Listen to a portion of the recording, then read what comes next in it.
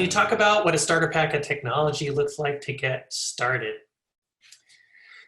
So one of the things that's been really interesting in the last 20 years is they talk about the democratization of filmmaking. And so I have a friend of mine, he's about 5 or maybe 10 years younger than me. So he went to film school in the late 90s, and I went to film school about 10 or maybe 12 years after him in like 2010.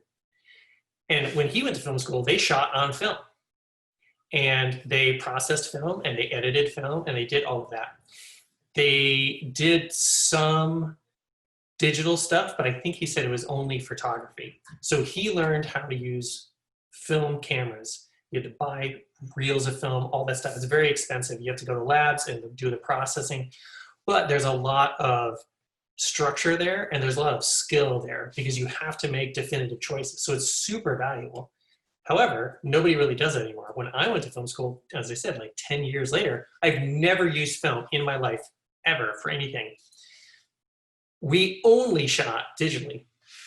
And so again, the good bad thing is iPhones are such good quality now that if you know what you're doing, you know how to frame things and you understand editing and shot choices and story making and directing, you can make a really good film on your camera with nothing else.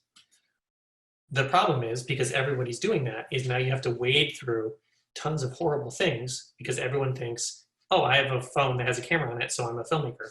Well, maybe, but again, just because, and we talk about this in film school a lot, is just because you have an opportunity to make a film about your cat doesn't mean I have to sit through it. So it's still really important to learn those fundamental things of like, what makes a good story? How do you direct the actors? How do you use the camera to show an engaging story that I can't look away from? So that's much more important than the technology. And you'll see, especially in a lot of like low budget horror films, they don't have the special effects. So, and that's why they always say like, you don't want to show the monster. Well, the reason you don't show the monster is showing the monster is really expensive. You need a lot of special effects. You need a lot of makeup. You need a lot of post-production. You need a lot of digital stuff.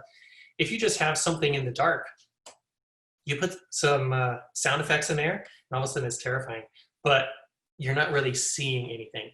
So it's much cheaper to do that. Or the same with fight scenes. If you have someone who's like punching off screen, there might not actually be anybody there, but it really looks convincing, like they're hitting somebody in the face.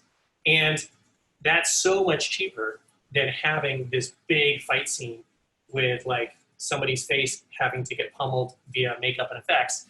And again, you don't need any technology to do that. You just need to make smart choices.